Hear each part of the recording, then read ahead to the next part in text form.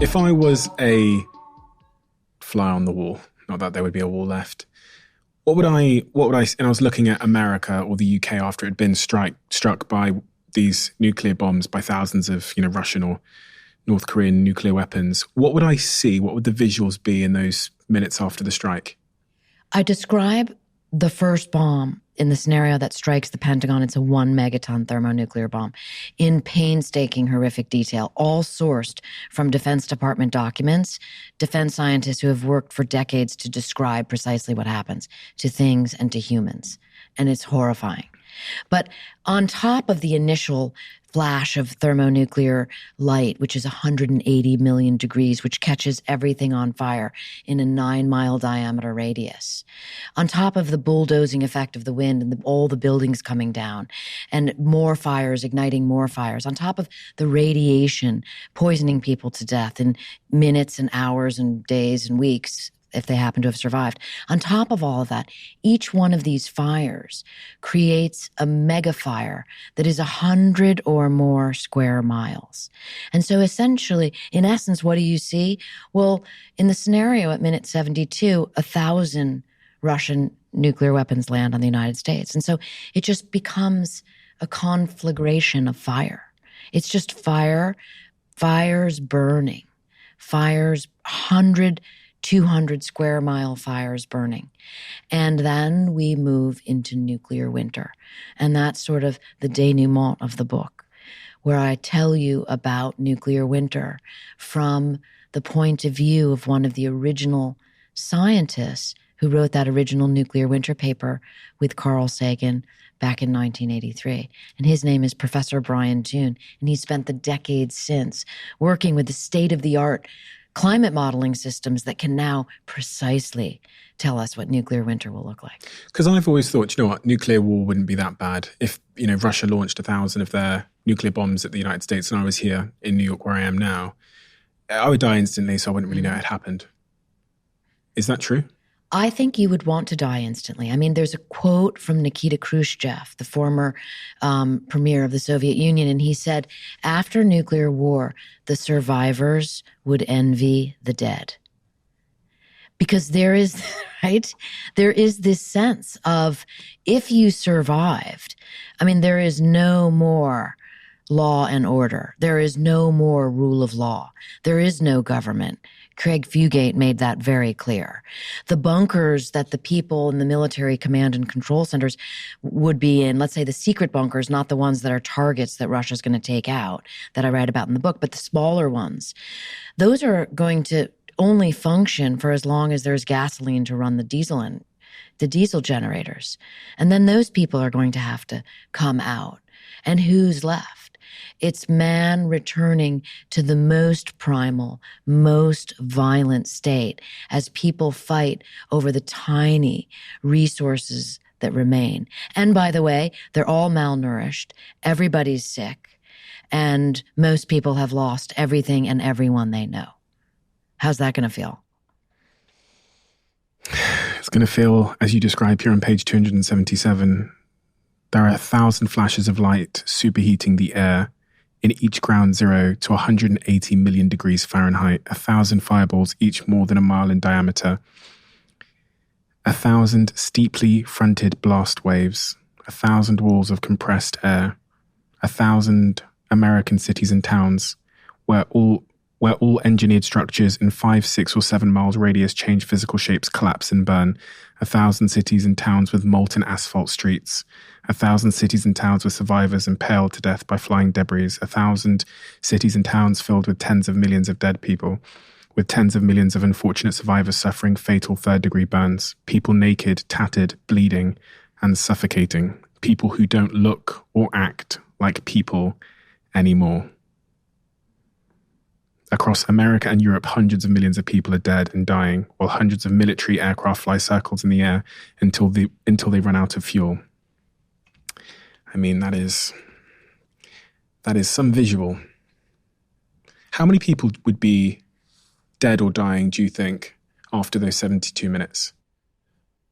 Hundreds of millions of people die in the fireballs, no question. But the number that I think is very interesting to think about comes from Professor Toon and his team, who wrote a paper for Nature recently, 2022, and sort of updated nuclear winter idea based around food. And the number that they have is 5 billion people would be dead. The population of the planet currently is what, 8 billion? Yes. So there'd be 3 billion people still alive. Where shall I go to be one of the 3 billion? I was just in New Zealand and Australia. That's exactly where you'd go. Although, according to Toon, those are the only places that could actually sustain agriculture. I was there 2 weeks ago. Not even 2 weeks ago. It was maybe 10 days ago. I was in New Zealand and Australia. And at that time, I think Iran attacked Israel. Right. Yes. I was kind of happy. You were in the right place at the right time. I was kind of happy for where I was located. If I'm going to, and I was thinking, I actually remember talking to my friends and I pulled up a map and I was trying to see how far away I was from everything. I was thinking because World War III started trending on Twitter, I was thinking if it does break out now, I think I'm probably pretty well placed. Is that the place to be? That is, according to Professor Toon. I mean, he was so generous with me. He shared a lot of his slideshows that he has for his students. And that is really pretty much what's left. I mean, because most of the world is, certainly the mid-latitudes would be covered in these, sheets of ice, the freshwater bodies. Places like Iowa and Ukraine would be just snow for 10 years. And so agriculture would fail. And when agriculture fails, people just die. And on top of that, you have the radiation poisoning because the ozone layer will be so damaged and destroyed that you can't be outside in the sunlight. And so people will be forced to live underground. And so you have to imagine people living underground, fighting for food everywhere except for in New Zealand and Australia.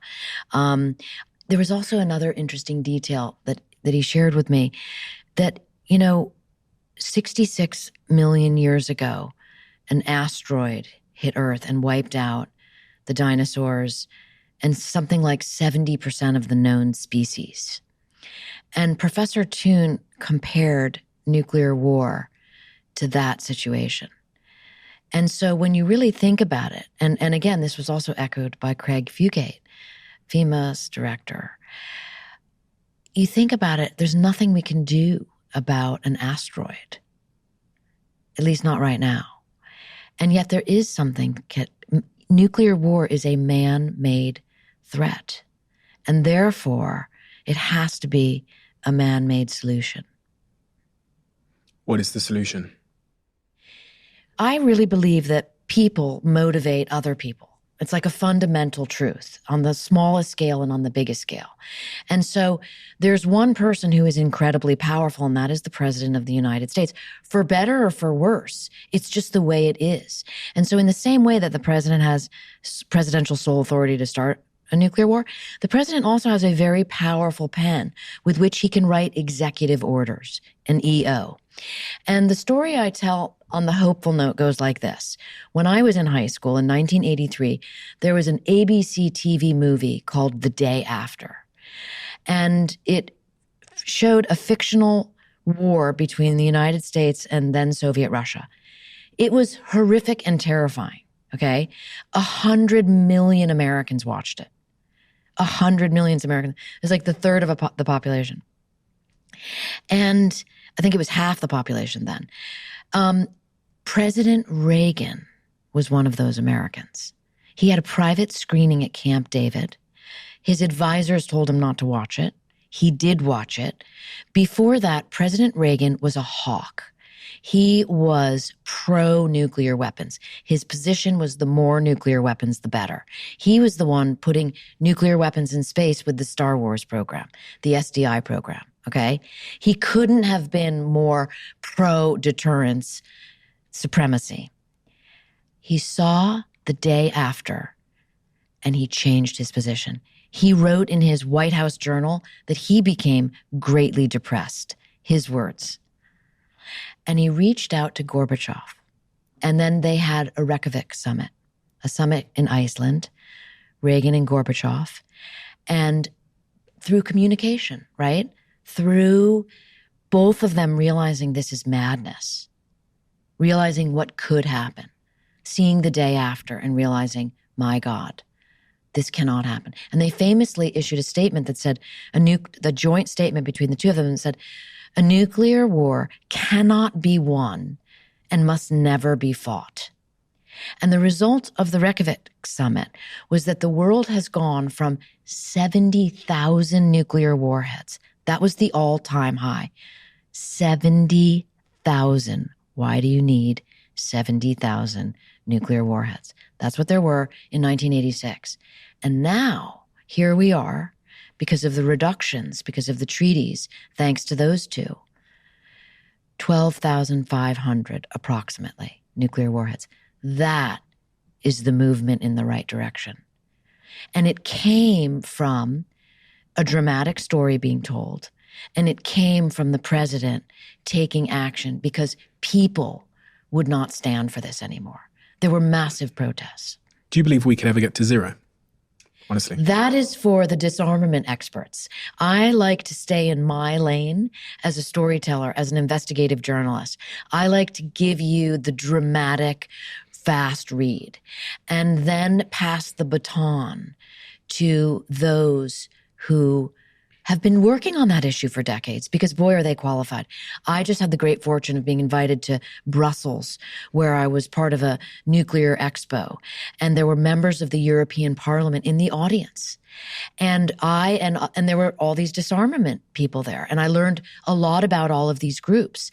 And they have the answer, and they are the ones that should be asked that question, and they are doing a lot to get us there. I went on ChatGPT a couple of months ago and I asked it, I said, could you play out a scenario where the world ends because an artificial intelligence basically gets leaked out of the computer that it was born on.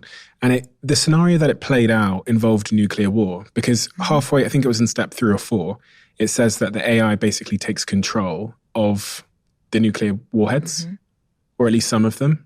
And then it kind of launches them at other countries.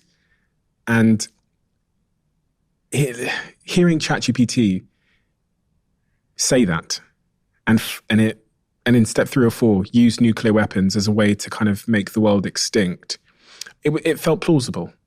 Okay, so I'm going to push back against that, and which is by no means right. I'm not right, but we're just having a sort of theoretical conversation here. ChatGPT is gathering its information, right? So I would argue that ChatGPT has got a lot of information from the Terminator movie. Yeah. Okay? There is that in the zeitgeist of what happens.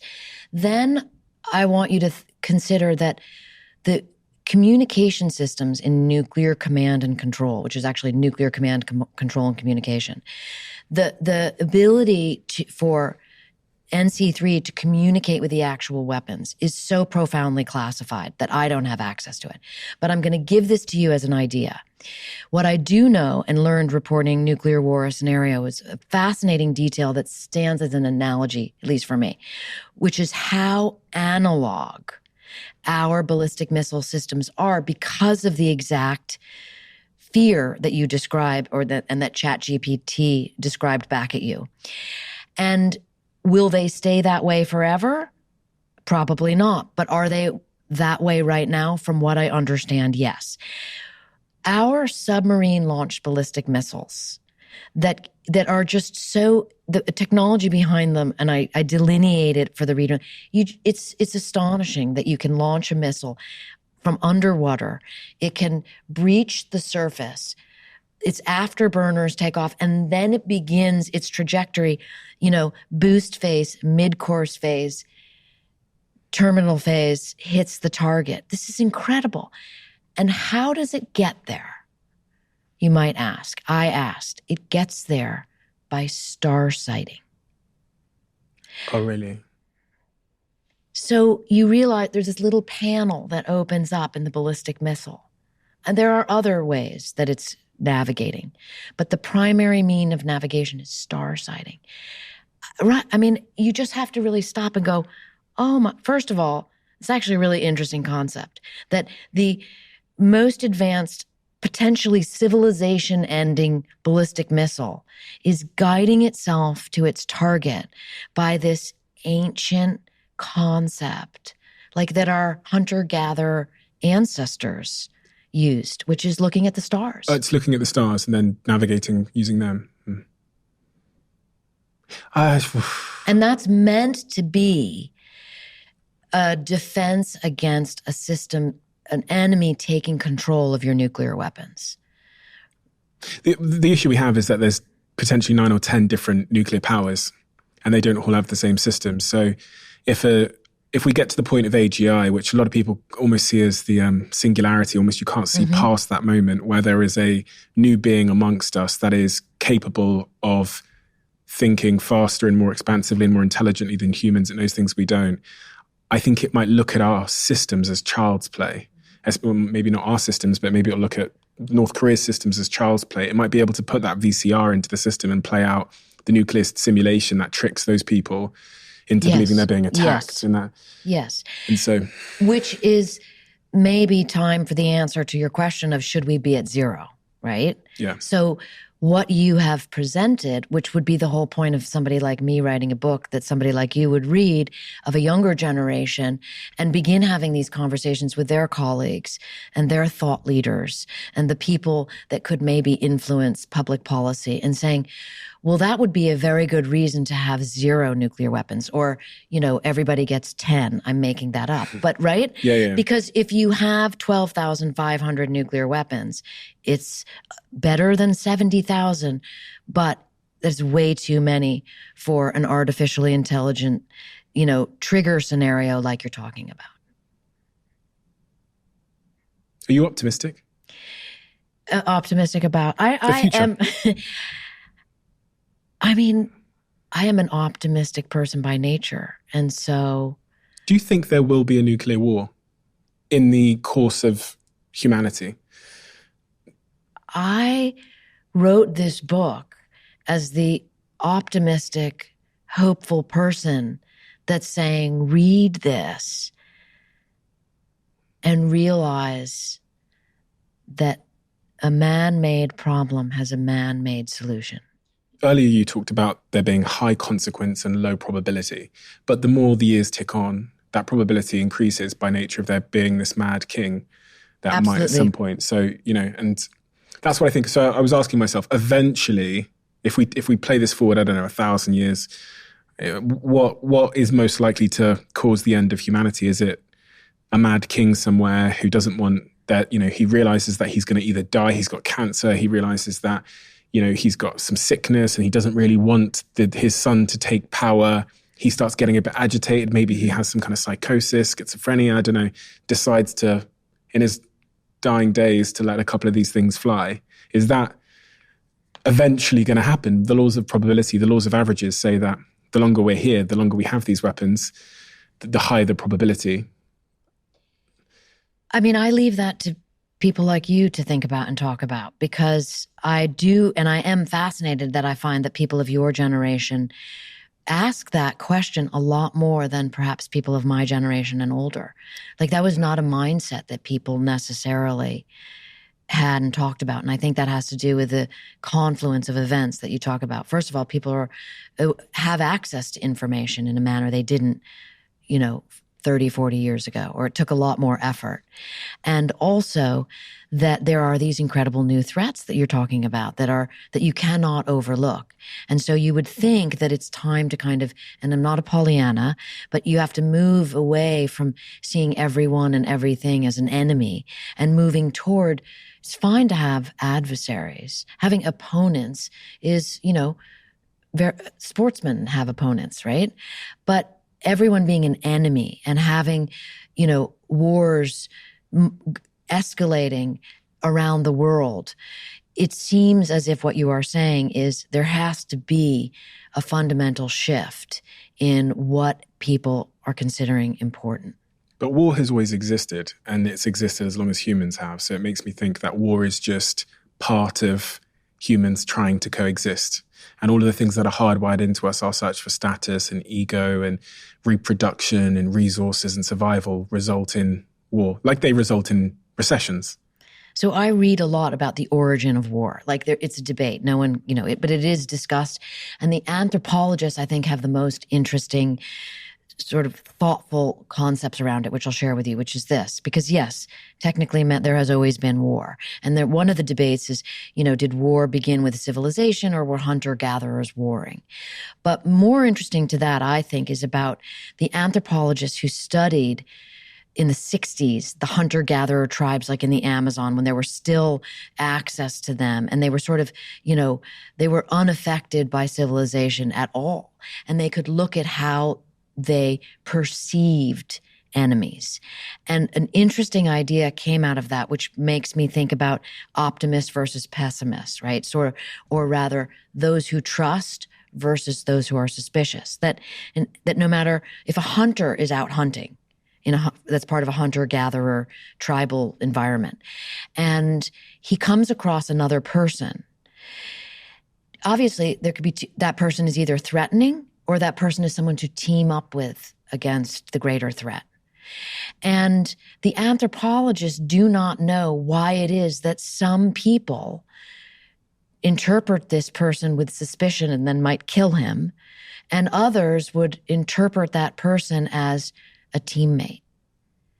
And so if we don't know how human, is it genetics? Like how do people either fall on one of those two sides? But what we do know is that people can learn to think differently. You talk with half your guests on the podcast about this. People can be trained, not, propagandized, but people can learn to think differently. So if you're me, who is a hopeful person and wants to see the positive side of even my dark reporting, because that's a better choice for me and for my family. I train myself to find, if you will, the silver lining, or rather, if that's too Pollyannish, to find the way in which, how do I look at the person coming at me as someone who could be on my team or even an opponent, but not an enemy that I would have to kill. What you just listened to was a most replayed moment from a previous episode. If you want to listen to that full episode, I've linked it down below. Check the description. Thank you.